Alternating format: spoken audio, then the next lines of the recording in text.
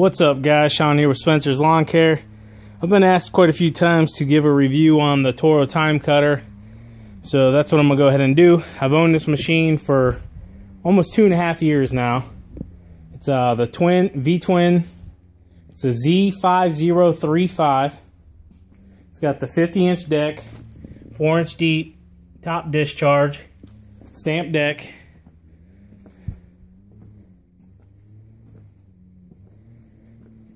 It has the Kawasaki FR691V, 24 horsepower basically. Back here is the air filter. As you can tell, I need to change mine. Just got done with the leaf season. So yeah, this one I went ahead and purchased the bagging unit with it at the time. It was a good investment.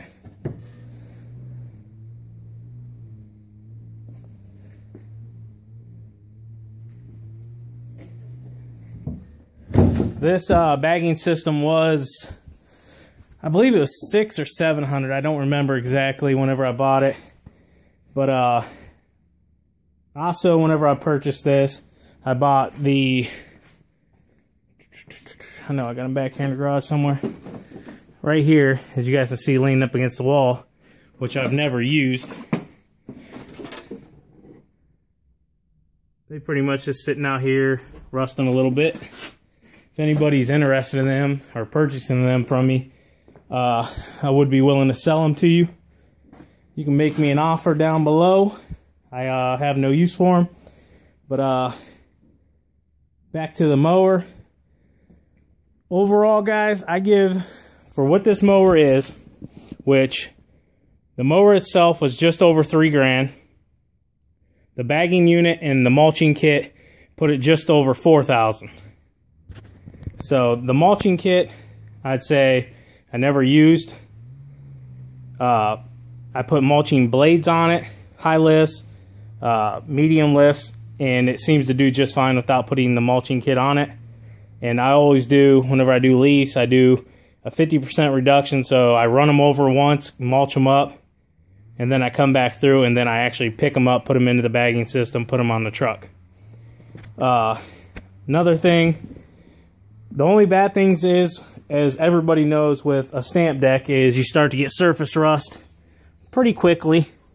You know, a couple years, some of that's mud, but some of it is rust. But it's nothing too bad that I can't just sand down a little bit and hit with some Toro red, you know, spray paint or can paint, whatever you want to use. As you can see here, from where my boots have rubbed over the years, some of the paint's coming off. On these guys, I don't know if many of you know it. Let me see if I can spin the tire around here. Let me see. Look on the other one real quick. I want to show you guys the grease fitting on it. See if we can find one.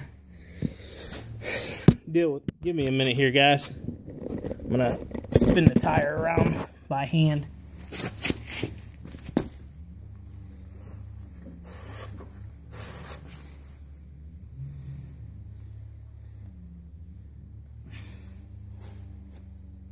Alright.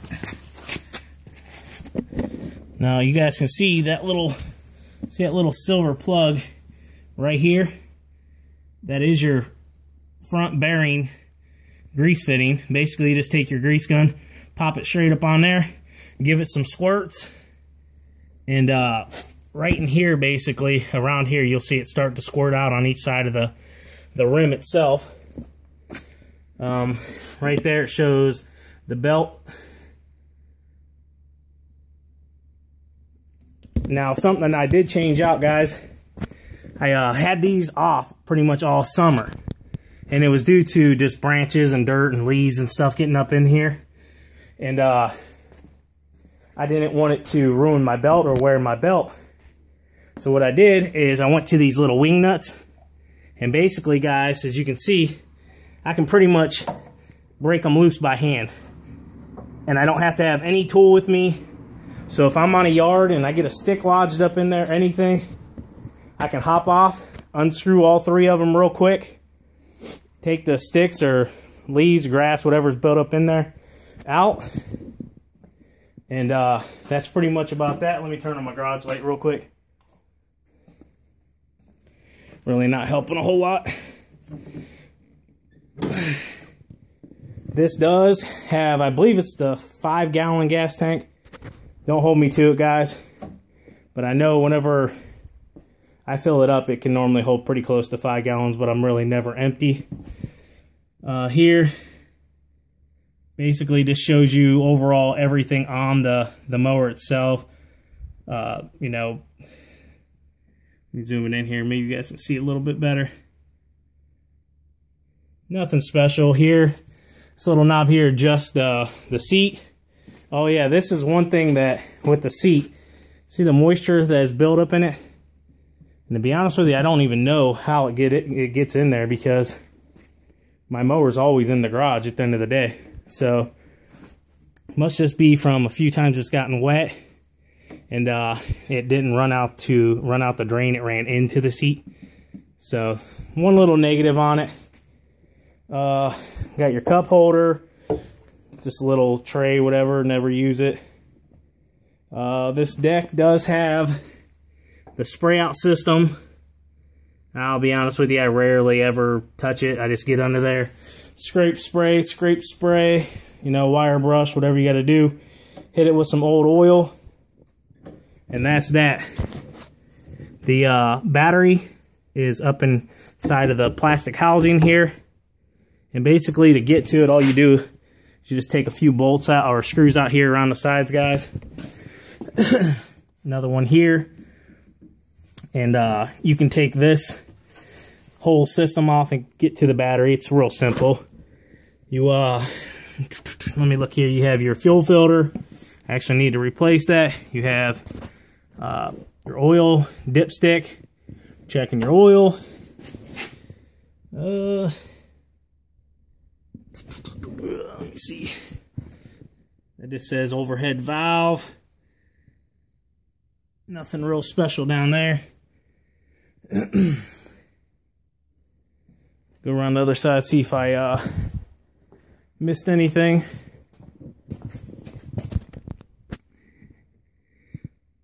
Just the codes, part numbers, the exhaust, or muffler, whatever you want to call it. Oil filter. Right here, guys, this is the actual, see if I can get it clear enough. Lighting's not right, guys, but that's basically like the mower number of everything. So if you ever need to go in and order a part, you have to have that number. And that's that. Here's the gas fill. Nothing special. You have your blade engagement, shut off and on. You have your choke. You know, you have your speed control, idler, whatever you want to call it. Then you have your starting key. Basically nothing special. Just a normal startup key. Here, put the seat back real quick, guys. This is just basically your deck, up and down. And as you can see in there, it goes up to 5 inches. All the way down to, I believe it's 1.5 it'll go down to, which I'd never cut a yard at 1.5. And neither should you. I wouldn't recommend it. But basically, these little things here, guys, pop off too. Let me see if I can get one off for you. And it's basically, you just get to your controls in there for your, you know, your sticks, your arms, whatever you want to call them, your steering wheels, your steering arms. But, yeah, we'll work on that after I get off. But, alright, guys, I'll go into some of the pros and some of the cons with this machine that I've had. Pros with this machine is costly, you know, it's cost effective, basically. I could afford it at the time. And at the time when I purchased this mower, I only had 18 lawns and 1 commercial. And I mowed that the whole entire last season. And this year, all season, just this mower and a couple push mowers that I've had, I mowed 35 residentials at one time. No more than, I'd say, quarter acre, half acre for 90% of them. And then I also had my 3 commercials, which my one commercial is 2 acres, and the other one is 1, and the other one is just over 3/4 of an acre. So overall, the machine's done very well for me. The only things I've ever had problems with this machine with is I broke a choke cable once. I pulled up on it and it snapped off. It was simple to replace though, 26 bucks. And underneath here, the tensioner bar, one of the bolts snapped off on it. So I had to replace it, and it wasn't a big deal either. It cost me roughly about 10 bucks, I'll say. I did purchase this machine at Doc's. It says Doc's Inc., but basically it's Doc's Lawn and Garden. And came with 12-month, you know, pretty much everything warranty. And if anything went wrong with it that first year, I took it back. I had 0 problems with this machine the first year, guys. And another thing is here, these, you can basically pull them back. And as you can see, it'll allow you to push the mower. You have to do one on each side. And then it's basically like putting the mower in neutral. But yeah, guys, that's pretty much that. The negatives on it, you know, the deck obviously is starting to wear some. Some of the paint's come off the top here. The choke cable.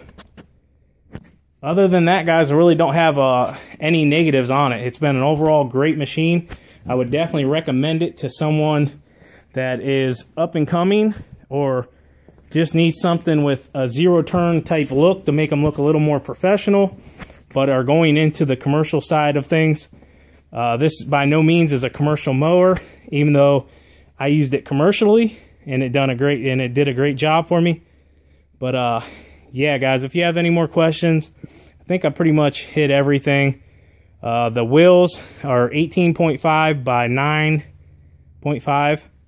And yeah, guys, the rims are 8-inch. Any more questions, guys? Let's go ahead and ask below. Thank you. Take care, guys.